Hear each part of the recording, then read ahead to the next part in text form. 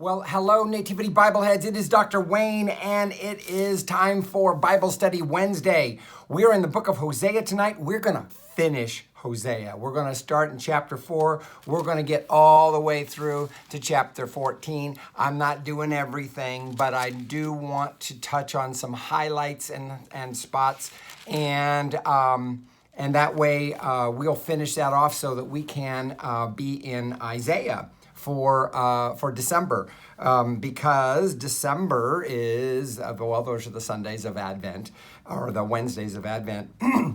And Isaiah is a highly relevant type of a prophet for that season with, anyway, we're going to finish Hosea today. So chapter 4, hear the word of the Lord. O people of Israel, for the Lord has an indictment against the inhabitants of the land. Remember, one of the themes that we got going on here in Hosea is that there's infidelity as far with regard to God's people and God. Okay, Yahweh feels like a spurned lover, if you will. And Hosea had been asked to take on a wife of harlotry, of whoredom, as a way, as a sign act of, well, this is what it's like for God with Israel to have as a spouse somebody who's unfaithful. So one of the themes has been this kind of like an adulterous type of a thing. So when we talk about an indictment here, this is a classic prophetic way of describing a complaint of God against his people. The context is that of like a courtroom, okay? So it's almost like there's a courtroom setting. So whenever we hear that thing about an indictment, a complaint, a case, it's as though there's and then there's data that's put forth. Look at how it follows here in verse 1. There is no faithfulness or loyalty, and no knowledge of God in the land. Swearing, lying, and murder, and stealing and adultery break out. Bloodshed follows bloodshed. Therefore the land mourns, and all who live in it languish. Together with the wild animals and the birds of the air, even the fish of the sea are perishing. Remember, the context for the book of Hosea is during the 8th century Israel, when there was a lot of prosperity going on in the nation, but very little fidelity with regard to Yahweh. What had happened was the good times, if you will, had become a time of lax worship, lax making sure that they were being the kind of people they're supposed to be. Sometimes luxury and plenty can take people away from their first love of the Lord, and that's what we have going on here. We're going to find out more about. We're going to hear more about that. But the people are being accused of not being faithful, not being loyal. Those words there are like solidarity. The word loyalty is actually chesed, which is a classic word in the Old Testament, meaning usually it gets translated something like steadfast love, but it's the idea is that the people are not being steadfast with God. God's being steadfast with them, but they're not being steadfast with God. So that's the indictment, if you will.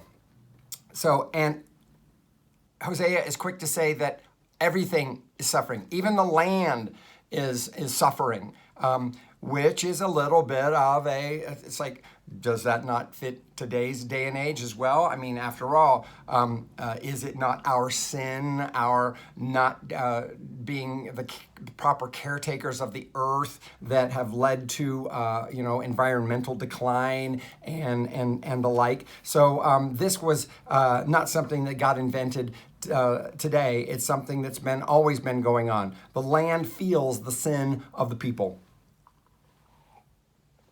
Second segment here goes from verses 4 to 10 in chapter 4. Yet let no one contend, and let none accuse, for with you is my contention, O priest. Okay? So here he's going to take on the religious leaders. Verse 5, you shall stumble by day, the prophet also shall stumble with you by night, and I will destroy your mother. My people are destroyed for lack of knowledge, because you have rejected knowledge. I reject you from being a priest to me. So remember at the beginning where the Lord is saying to them, you were my people, now you're not my people. Okay, so this is cutting that, making it very clear that the Lord is like saying, okay, you really haven't been being who you should be being with regard to, who we're supposed to be, talking to the religious leadership. I reject you from being a priest to me. Whew. Yeah, the idea that, we're closer to God because of God's choosing us, God's love for us. Guess what? Ain't no mo, okay? I reject you from being a priest to me. And since you have forgotten the law of your God, I also will forget your children. So the word law is Torah. That's the teaching, that's instruction. I don't like the word law, but it's like the idea of like the teaching that I gave you, you haven't been observing it. And guess what? It's going to have an impact on your progeny. That's what it means when it says, I also will forget your children. It's like there are circumstances to our infidelity, to our unfaithfulness to God, and it reaps. It comes to fruition, if you will, in our offspring. Verses 7 and following, the more they increased, the more they sinned against me. They changed their glory into shame. They feed on the sin of my people. They are greedy for their iniquity. So one of the things that's going on here is the sacrifices. Well, the priests actually ate of a portion of the sacrifices that were done in the temple. So consequently, they feed on the sin of my people. It's like the more people sinned, the more they ate. Okay, so they ate really high on the proverbial hog, although we would never do that. Not with the kosher laws, right? They feed on the sin. They are greedy for their iniquity. And it shall be like people, like priests. I will punish them for their ways and repay them for their deeds. They shall eat, but not be satisfied. They shall play the whore, but not multiply, because they have forsaken the law, because they have forsaken the Lord to devote themselves to whoredom. Okay. That is an indictment against the priests. Now, we're going to get into another aspect here. Look at this, verses 11 to 14. And we're not going to go through every verse through chapter 14. Just a few more verses here in chapter 4. Wine and new wine take away the understanding. My people consult a piece of wood, and their divining rod gives them oracles. What this is referring to is Baal worship. Remember, Baal worship was big. Baal worship was what was the kind of worship that was already going on in the land of Canaan before the Israelites took it over. And a lot of it was just simply incorporated. It was syncretized into the worship of the Lord. And it was not compatible with. That's the problem with that's the problem with this syncretization that was going on, is that it wasn't compatible with. There was in Baal worship, it was a very materialistic religion. It was the Baal. The word Lord literally means Lord or master. The Baal was considered to be the god of the agriculture, of crops and such. When people worshiped Baal, they would bring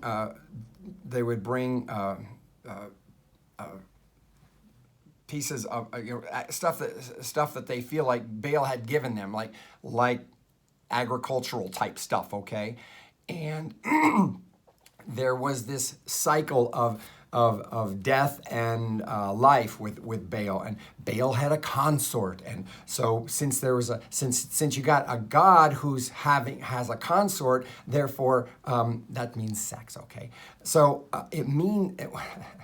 so in the worship practices of Baal, there was that kind of a copulation going on, temple prostitution and the like. The idea was, oh, we're imitating the behavior of our gods. Yeah, that's what Baal worship was about. So that's what Hosea is addressing here. My people consult a piece of wood, verse 12, and their divining rod gives them oracles. For a spirit of whoredom has led them astray, and they have played the whore, forsaking their God. They sacrifice on the tops of the mountains and make offerings upon the hills under oak, poplar, and terebinth, because their shade is good. Therefore your daughters play the whore, and your daughters-in-law commit adultery. I will not punish your daughters when they play the whore, nor your daughters-in-law when they commit adultery, for the men themselves go aside with whores and sacrifice with temple prostitutes. Thus a people without understanding comes to ruin. Notice how he puts the onus on the marketplace. That's right. The marketplace of the men. That's the reason why there were female temple prostitutes, because there was a market for it. And the onus is being put on the men who created that as a need. So we're going to skip now chapter 5. We're going to go to chapter 6. Okay, remember, I want to get all the way through to the end of Hosea today, so we're just going to sample some things. Hosea 6, verses 4, 5, and 6. What shall I do with you, O Ephraim? What shall I do with you, O Judah? Your love is like a morning cloud, like the dew that goes away early. Therefore, I have honed them by the prophets. I have killed them by the words of my mouth, and my judgment goes forth as the light. For I desire steadfast love and not sacrifice, the knowledge of God rather than burnt offerings. So the thing about Ephraim, what shall I do with you? These are poetic lines. Ephraim is a nickname for the northern kingdom. Judah is a nickname for the southern kingdom. The thing here at the end, this is one of the things that Hosea stands in solidarity with other prophets in their main messages of, okay, you're putting too much emphasis on doing it right in the temple, not the Baal temples, but not following the dictums of the law, the instruction, the teaching in your lived experience with other people. For I desire steadfast love and not sacrifice.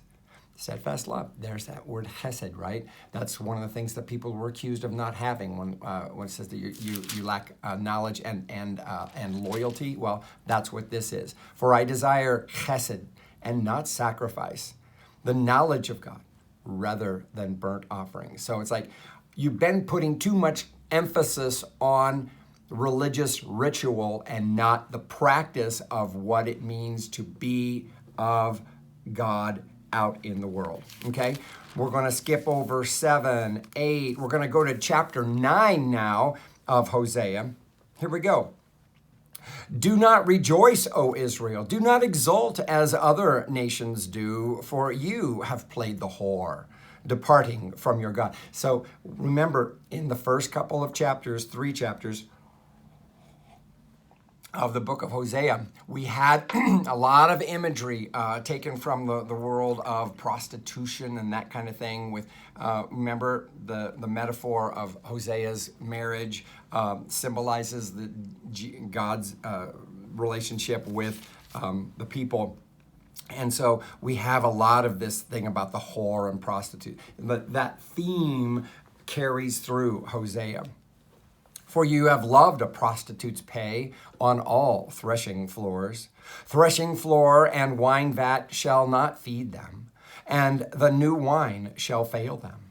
They shall not remain in the land of the Lord, but Ephraim shall return to Egypt, and in Assyria they shall eat unclean food. This is a prophecy of the circumstances that will come about when the Assyrian kingdom overtakes the northern kingdom of Israel in about 722-ish, okay? So, and this is a symbolic thing. It says, but Ephraim shall return to Egypt. Ephraim, remember, is a nickname for the northern kingdom. Egypt is a metaphorical representation for a place of being enslaved, okay? So, and it says, and in Assyria they shall eat. Yes, so there, that's not metaphorical. That's it. Yes, they actually will be exiled to Assyria, and they shall eat. And it's like they won't get a chance to practice their distinctiveness in Assyria in exile. So it's that's what this is about. This is the prophet foretelling the doom that is going to come with regard to the being overtaken and the exile. Verse 4 of chapter 9. They shall not pour drink offerings of wine to the Lord, and their sacrifices shall not please him. Such sacrifices shall be like mourner's bread. All who eat of it shall be defiled. For their bread shall be for their hunger only. It shall not come to the house of the Lord. So it's like there will be an end to the temple sacrifices and the offerings that were done in the temple, because the temple ain't gonna be no more. So this is interesting because the northern kingdom didn't really have a one temple, but did have several places where they did those sacrifices. It was the southern kingdom that had just one place that did that. But the idea here is the same, in that they won't get a chance to practice those because they won't be at their temple. Verses 5 and following. What will you do on the day of appointed festival and on the day of the festival of the Lord? For even if they escape destruction, Egypt shall gather them, Memphis shall bury them, nettles shall possess their precious things of silver, thorns shall be in their tents. This is description of the way the land is left when everybody gets exiled, and kind of like you've heard of a field that goes to seed. Okay, well, that's what it's talking about. Verses 5 and following. What will you do on the day of appointed festival? Oh, I already said that. Verse 7, we're in verse 7 now of chapter 9. The days of punishment have come. The days of recompense have come. Israel cries, the prophet is a fool. The man of the spirit is mad. Because of your great iniquity, your hostility is great. So this is where the prophet is saying, okay, you were warned.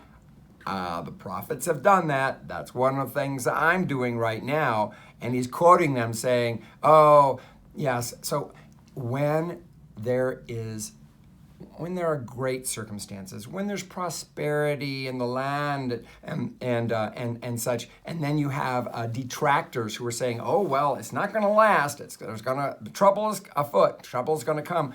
Well, this is not a well-received message. So that's the reason why people say, oh, the prophet is a fool. The man of the spirit is mad. Okay, and all of that. Verse 8, but here's the defense. The prophet is a sentinel for my God over Ephraim. Yet a fowler's snare is on all his ways, and hostility in the house of his God. They have deeply corrupted themselves as in the days of Gibeah. He will remember their iniquity. He will punish their sins. Again, a lot of doom and gloom in this portion of Hosea. Ever since, from chapter 4 on, a lot of doom and gloom. It doesn't turn back to the sunny side, the good news, the hope, until later on. We're going to skip over to chapter 10, verses 1 and 2. Israel is a luxuriant vine that yields its fruit. The more his fruit increased, the more altars he built. As his country improved, he improved his pillars. Their heart is false. Now they must bear their guilt. The Lord will break down their altars and destroy their pillars. So this is, again, an example of how the there's a picture in the book of the prophet Isaiah of Israel as a vineyard of the Lord, something that the Lord is like the vine master, and he's like planted it, and it's like putting it out there and making sure that everything is fine and is perfect and it grows and all of that. Well, now the opposite is being used here, where it says like, where it's like, okay, yeah, when everything was good, yeah, you let prosperity reign, but that was built on false hope. You presumed that because everything was good as far as prosperity in the land and across the nation, that means that things are good with God. But they weren't.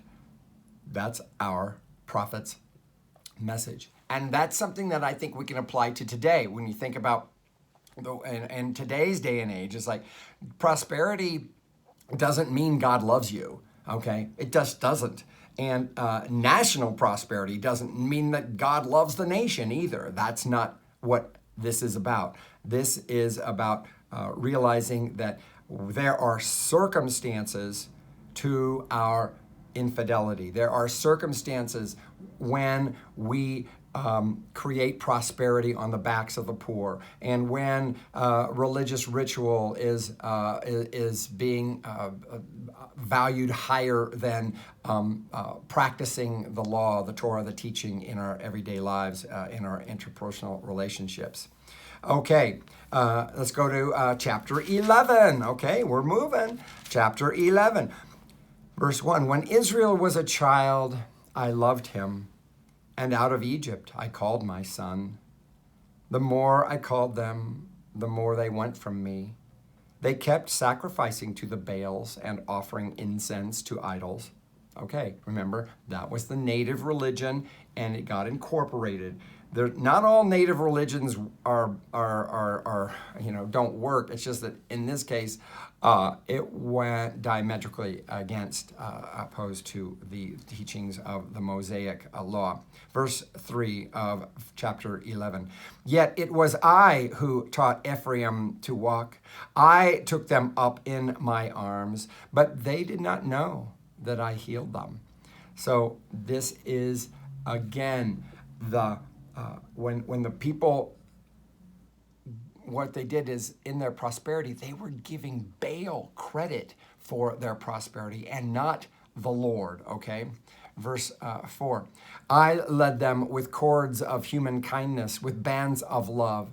I was to them like those who lift infants to their cheeks. I bent down to them and fed them. So it's like, you did not recognize that I was loving you all this time, and you were giving the credit to the Baals. Verse 5, they shall return to the land of Egypt. This is a metaphor, remember. The land of Egypt now represents a time of slavery, a time of not hope, a time of, not being able, not in control of your own life and your circumstances. They shall return to the land of Egypt, and Assyria shall be their king. Remember, Assyria is the one that overtakes them, because they have refused to return to me. The sword rages in their cities. It consumes their oracle priests and devours because of their schemes. My people are bent on turning away from me. To the Most High they call, but he does not raise them up at all. How can I give you up, Ephraim? How can I hand you over, O Israel? So you can see how, even in the proclamation of doom, the prophet himself is like, he can only take so much of this, because he's always got to turn it back. He's got to turn it back and like saying, but God still loves you. God wants you back. So there's always a word of hope. If we are willing to go through the chastisement that is justly deserved, we will experience blessing on the other side. This is all a part of us getting the impact of our circumstances, getting the impact of what we've done, and letting it play out as like, okay, there's a lesson to be learned from this, as opposed to saying, I can't, no, that was just enough. No, learning from it and puts us in a position then to receive the word of hope. How can I give you up, O Ephraim? How can I hand you over, O Israel? How can I make you like Admah? How can I treat you like Zeboim? Okay, what is that a reference to? Well, these are cities that were destroyed along with Sodom and Gomorrah. Yeah, okay. So how can I, how can I treat you like those people, those cities that got destroyed? My heart recoils within me. My compassion grows warm and tender.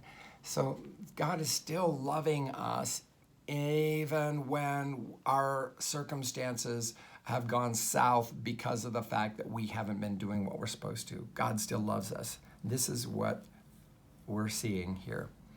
Verse 9 of chapter 11, I will not execute my fierce anger. I will not again destroy Ephraim, for I am God and no mortal, the Holy One in your midst, and I will not come in wrath. They shall go after the Lord who roars like a lion. When he roars, his children shall come trembling from the west. They shall come trembling like birds from Egypt and like doves from the land of Assyria, and I will return them to their homes, says the Lord. So this is that word of hope that's saying that, okay, yes, there's been a lot of doom, a lot of bad, a lot of horrible things are going to happen, but guess what? That's not the end.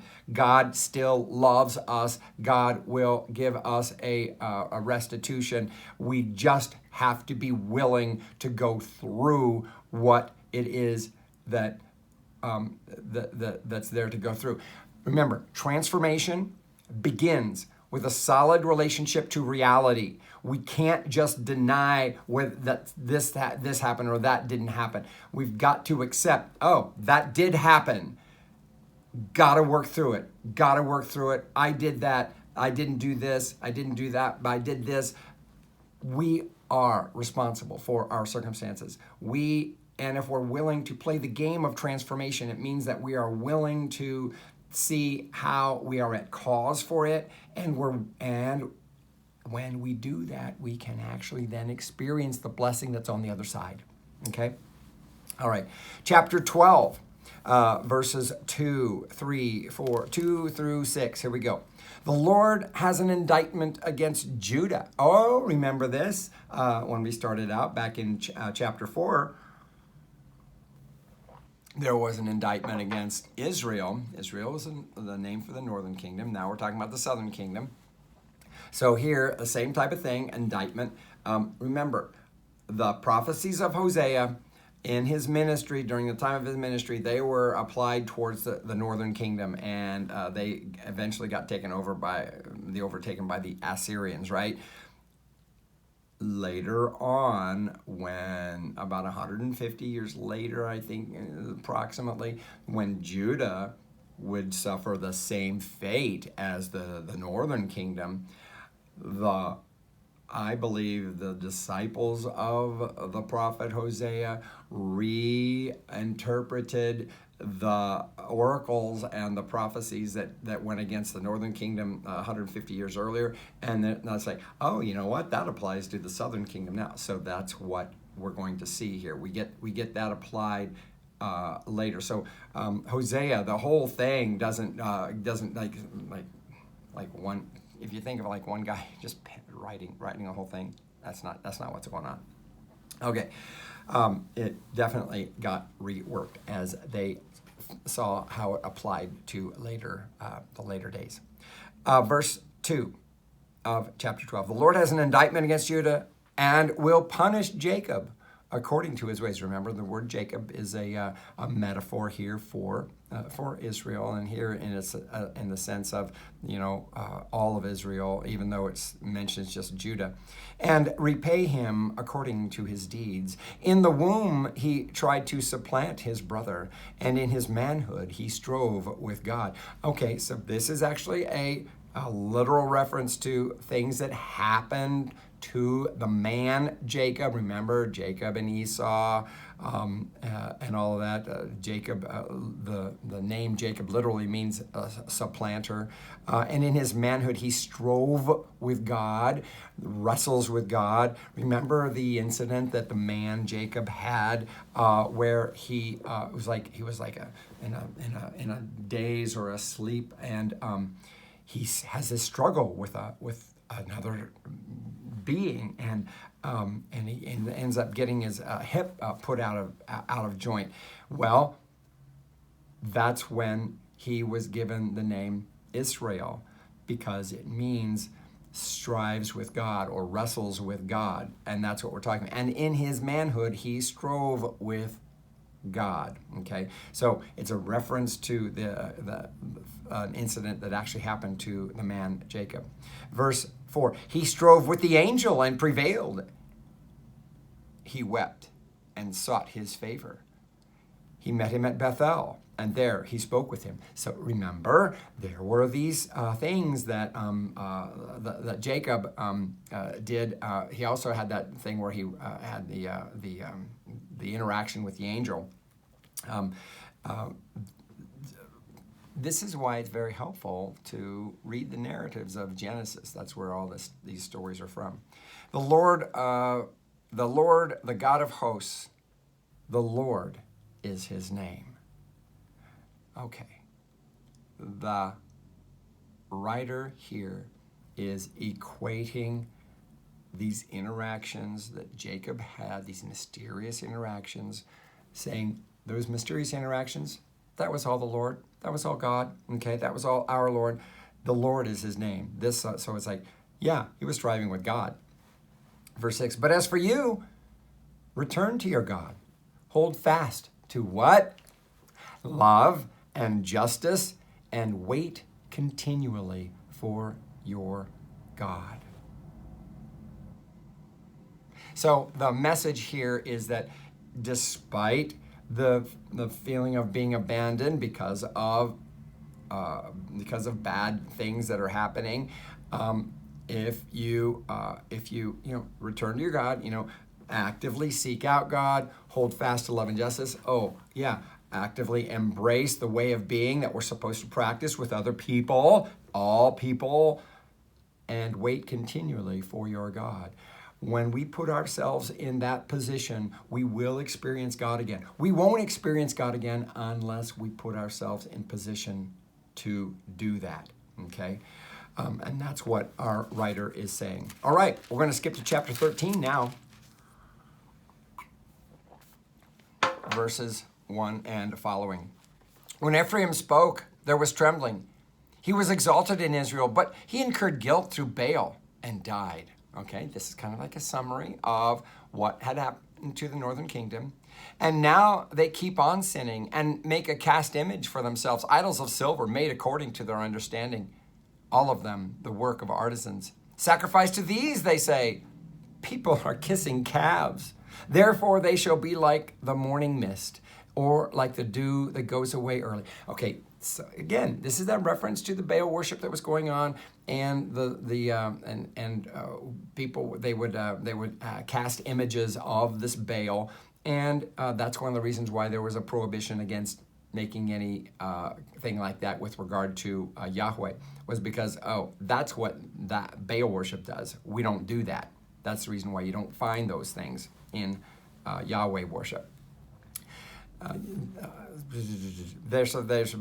So this expression, they shall be like the morning mist or like the dew that goes away early, that's another way of saying these are just temporal things. And this is something that was talked about. This imagery was also used with regard to the people, because their commitment, their knowledge was like the morning mist or like the dew. It's something that's like it just flits away, and it's like, wait, where did the commitment go? Well, here it's referring to, it's using the same imagery, but with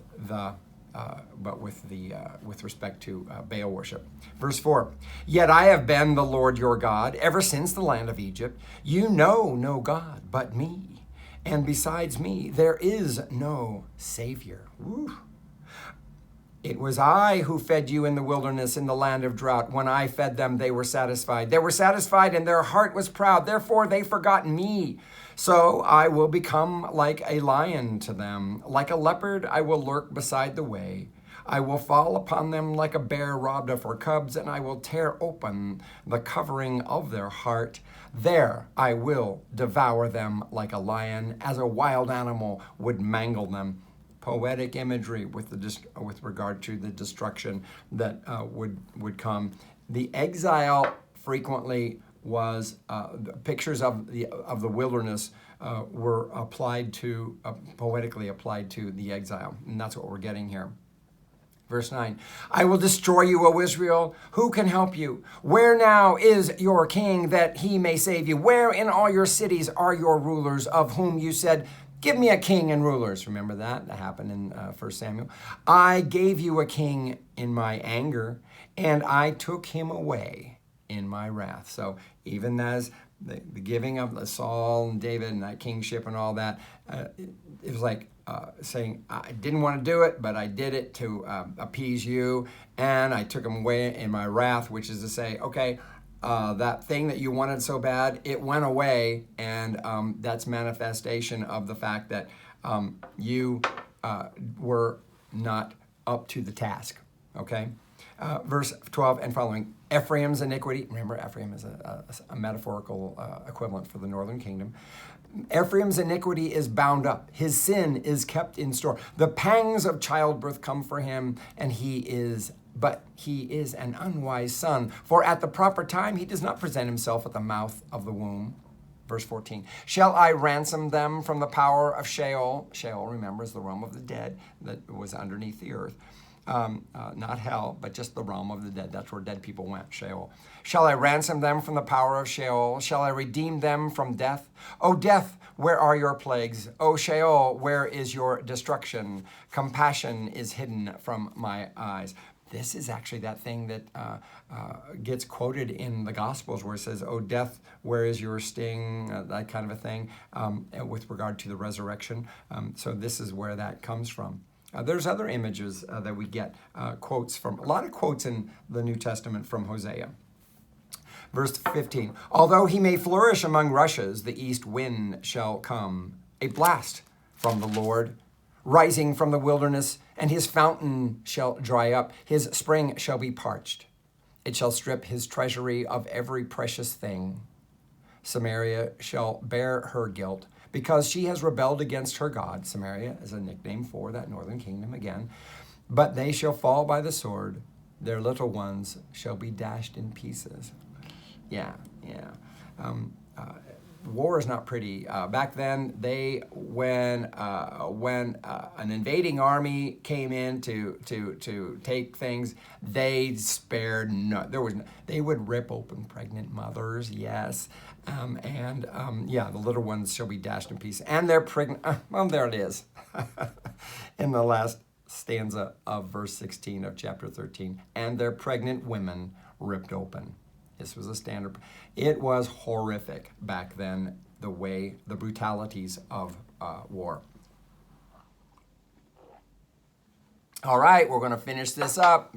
Hosea, last chapter, chapter 14, 9 verses. Return, O Israel, to the Lord your God, for you have stumbled because of your iniquity. It's kind of a summary, but yeah, okay.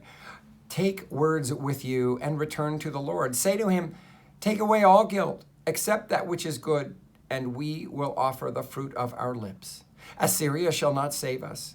We will not ride upon horses. We will say no more, our God, to the work of our hands. In you, the orphan finds mercy. So the emphasis here, of course, is that the only hope for Israel is the God that took them out of Egypt and put them into exile. That's the only thing that's going to stay faithful to them, is that God. Verse 4, I will heal their disloyalty. I will love them freely. This is that word of hope that always comes about. Remember, the chastising parent always has an expression of love for the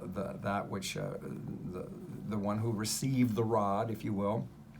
Verse 4, I will heal their disloyalty. I will love them freely, for my anger has turned from them. It's like there's something positive on the other side. I will be like the dew to Israel. Remember how the dew was considered to be fleeting? Now the dew is being used as an example, a metaphorical value for something positive. He shall blossom like the lily. He shall strike root like the forests of Lebanon. His shoots shall spread out. His beauty shall be like the olive tree, and his fragrance like that of Lebanon. Poetic imagery for seeing the incorporation of Israel, or the return to the land, as an opportunity to then flourish. In the book of Revelation, book of Ezekiel, I think also you have these pictures of the trees that are always in bloom and always have a great source of water. These are images that are used for those things that are restored, those things that are healthy, those things that are directly feeding on God in the best way possible. Verse 6, yes, his shoot shall spread out, his beauty shall be like the olive tree, his fragrance. Verse 7, they shall again live beneath my shadow. Okay, they shall flourish as a garden. Remember, the imagery that we have in the Old Testament frequently is that of the Lord as a master gardener of a vineyard. And they shall blossom like the vine. Their fragrance shall be like the wine of Lebanon.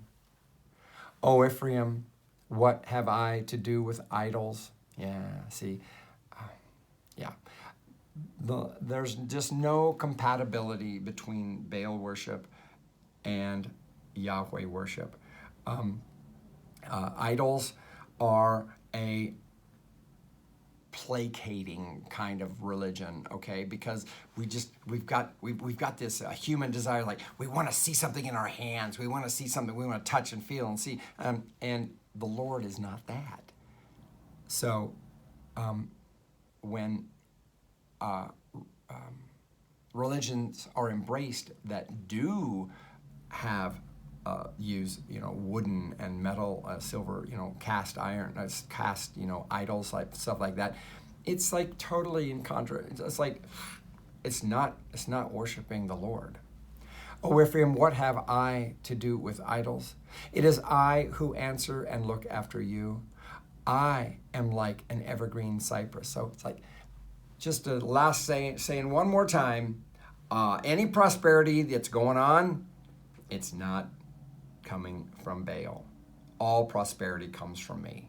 And the basic problem that God had with them is that they were giving that credit to Baal, and that caused them then to ignore the demands of the Torah, the instruction, the teaching, the law, with regard to their personal discourse with other people. O Ephraim, what have I to do with idols? It is I who answer and look after you. I am like an evergreen cypress. Your faithfulness comes from me. That's an interesting phrase, right? Those who are wise shall understand these things. Those who are discerning know them. For the ways of the Lord are right, and the upright walk in them, but transgressors stumble in them. So that's it for the book of Hosea. I hope you've gotten a sense of the overall themes and how it obviously applies to us. Remember, we as humans, in our times of prosperity, we tend to get away from the Lord. And then when things get tough, it's like, oh, I'm desperate. Oh, and then go back to God. Well, our prophet is pointing out how we're the ones who are flaky in that regard. It's not the Lord. The Lord is always there, and the Lord is willing to love us if we're willing to accept the consequences of our actions. We bring evil upon us. We bring ill upon us. And when we do that, we've got to get responsible for that. Yeah, we did that. We can't blame anybody else. And if we do that, we will experience God because God is still hanging with us, even though we didn't hang with God. That's it for our study of Hosea. We are going to be in the book of Isaiah for the month of December. We're going to take a look at that major book, and I invite you to join me for that for our Advent series, special Advent series in Isaiah of 2021. Until next time, peace.